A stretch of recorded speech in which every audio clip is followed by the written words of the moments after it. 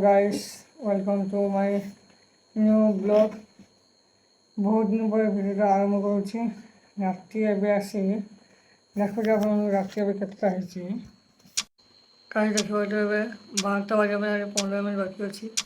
ମୁଁ actually video start କରୁଛି। Guys, ଏତେ ରାତିରେ ଭିଡ଼ିଓ ଆରମ୍ଭ କରିବାର କାରଣଟା କିଛି ହେଉଛି ବହୁତ ଦିନ ହେଲାଣି ୟୁଟ୍ୟୁବରେ କିଛି ଭିଡ଼ିଓ ଆସିଲାଣି, ତେଣୁ ସେଥିପାଇଁ ଆପଣମାନଙ୍କୁ ଜଣାଇବି କି କ'ଣ ପାଇଁ କିସ ପାଇଁ ଭିଡ଼ିଓ ଆସୁନାହିଁ, କିସ ପାଇଁ ଲେଟ୍ ହେଉଛି ଭିଡ଼ିଓ ଆସିବା ପାଇଁ ଆପଣମାନଙ୍କୁ ସବୁ କହିବି। ତାହେଲେ ଷ୍ଟାର୍ଟ କରିବା। ଏବେ ମୋର +2 ଏକ୍ଜାମ୍ ସରିଲା, +2 ରେଜଲ୍ଟ ବାହାରିଲା। ରେଜଲ୍ଟ ପରେ କିଛି ନୂଆ ପାଠ ପଢ଼ିବା, କିଛି କ'ଣ ଗୋଟେ କରିବା, ତା ପାଇଁ ଗୋଟେ ଆରମ୍ଭ କରିବାର କିଛି। ଏବେ ମୁଁ ଡିପ୍ଲୋମା କରୁଛି ବର୍ତ୍ତମାନ। ଡିପ୍ଲୋମା ଏବେ ବାଲେଶ୍ୱରରେ ଆଡ଼ମିସନ୍ ହେଇଛି। ଆଡ଼ମିସନ୍ ପରେ ହଷ୍ଟେଲରେ ରହୁଛି। ହଷ୍ଟେଲରେ ନୂଆ ଫାର୍ଷ୍ଟ ଇୟର୍ ଏବେ କେଉଁଠି କ'ଣ ରହିବି, କ'ଣ କରିବି, ଭିଡ଼ିଓ କ'ଣ ବନେଇବି, କିଏ କ'ଣ କହିବ, ସେଥିପାଇଁ ମୁଁ କିଛି ଭିଡ଼ିଓ ବନାଉନଥିଲି। ଘରକୁ ବି ଏଇ ରିସେଣ୍ଟ ଆସିଲି, କାଲି ଘରକୁ ଆସିଲି।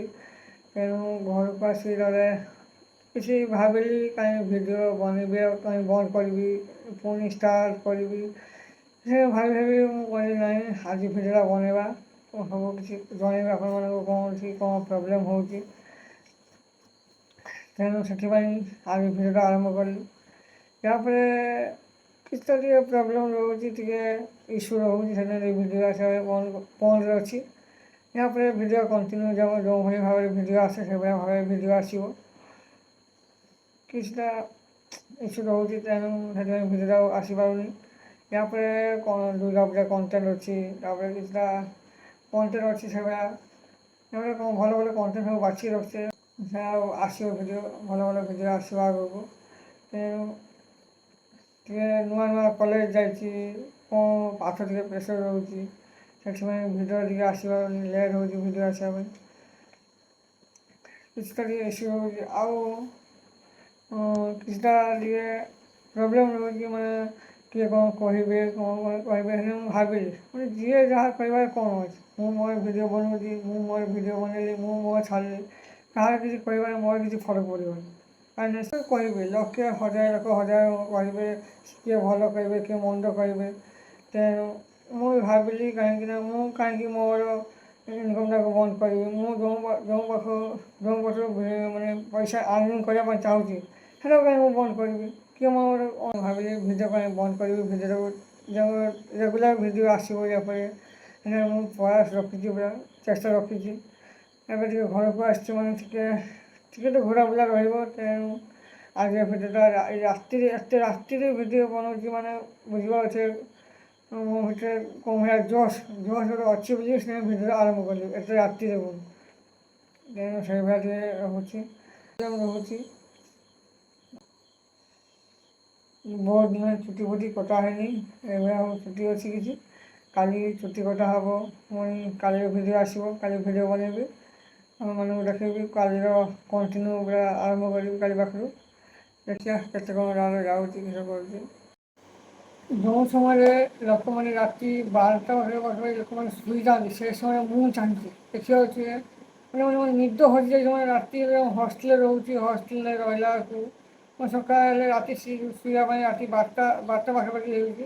ଭୋର 5ଟା କି 4:30 ବେଳକୁ ନିଦ ଭାଙ୍ଗି ଯାଉଛି। ନିଦ ଭାଙ୍ଗିଯାଉଛି ମାନେ କ'ଣ, ନିଦ ଭାଙ୍ଗିଲା ପରେ ଆଉ ଶୋଇବା ପାଇଁ ବି ଇଚ୍ଛା ହେବନି। ନେଇକି ମୁଣ୍ଡ ବସୁନି। ଦେଖିବା ମାନେ ବୁଝିବାକୁ କେଉଁଭଳି ଭାବରେ ମୋର ଏବେ ସମୟ ଚାଲିଛି, ପୁରା ବୁଝିବାକୁ। ଆଉ ଭିଡ଼ିଓ ତ ଆସିବ ଯାହାହେଲେ ବି, ତାପରେ ଭିଡ଼ିଓ ବନ୍ଦ ଆଉ ହେବନି, ତାପରେ କଣ୍ଟିନ୍ୟୁ ଭିଡ଼ିଓ ଆସିବ। କିଛି ମୁଁ ଯାଇ ଗୋଟେ ମାନେ କଲେଜରେ ସାର୍ଙ୍କ ଦେଖା କଲି, ସାର୍ଙ୍କ ମିଶିଲି। ସେ ସାର୍ ଭଲ ସାର୍, ଦିଲ୍ଲୀପ ସାର୍ ସେ ଜଣେ ଅଛନ୍ତି ଆମ କଲେଜରେ। ସିଏ କହିଲେ କି ଯେଉଁ ମାନେ ସାର୍ ସେ ମୋଟିଭେସନ୍ ଦିଅନ୍ତି, ମାନେ ଯେଉଁ ସେ ମୋତେ କହିଲେ ତୁ ଭିଡ଼ିଓ ଆରମ୍ଭ କର, ଭିଡ଼ିଓ କାହିଁ ବନ୍ଦ କରୁଛୁ, ଭିଡ଼ିଓ ଭଲ ଭିଡ଼ିଓ ଆସୁଛି, ଭଲ ଲାଗୁଛି, ତୁ ଭିଡ଼ିଓ ବନ୍ଦ କର, ତୁ ଏଭଳିଆ ପିଲା ଅଛନ୍ତି। ମାନେ ମୁଁ ଟିକେ କ'ଣ ଭଳିଆ ପିଲା ଦେଖିବାକୁ, ମୁଁ ଟିକେ ସେମିତି ପିଲା ଟିକେ ଅଛି, ମୋର ସାଇଡ଼୍ ପ୍ରୋବ୍ଲେମ୍ ଟିକେ ଅଛି। ସେଥିପାଇଁ ତୁ ଭିଡ଼ିଓ ଆରମ୍ଭ କର, ତୋର ଭଲ ଭ୍ୟୁ ଯିବ, ଭଲ ଯିବ, ଲୋକମାନେ ସପୋର୍ଟ କରିବେ। ସେଥିପାଇଁ ସାର୍ ଯଦି କହୁଛନ୍ତି, ଏତେ ମୋଟିଭେସନ୍ ଦେଉଛନ୍ତି ମୋତେ, ମୁଁ କାହିଁ ହାତଛଡ଼ା କରିବି, ସେଥିପାଇଁ ମୁଁ କହିଲି ନାହିଁ ପୁଣି ଭିଡ଼ିଓ ଆରମ୍ଭ କରିବି। ଆଗ ଭଳିଆ ଯେଉଁ ଭଳିଆ ଭିଡ଼ିଓ ଆସୁଥିଲା ସେଭଳିଆ ଭିଡ଼ିଓ ଆସିବ, ତାପରେ ମିନି ବ୍ଲଗ୍ ବି ଆସିବ ସାଙ୍ଗରେ। ଭିଡ଼ିଓ ଆରମ୍ଭ କରୁଛି। ଦେଖିବା ଆସିବେ ରାତି ସମସ୍ତେ ଶୋଇଯାଇଛନ୍ତି, କିନ୍ତୁ ତକା ଚାହିଁକି ରହୁଛି। ଦେଖିବା ଗାଈ ଭଳିଆ ସବୁ ଚାହିଁକି ରହୁଛି। ରାତି ଆସି 12ଟା ପାଖାପାଖି ହେବ, ମୁଁ ଶୋଇ ନାହିଁ।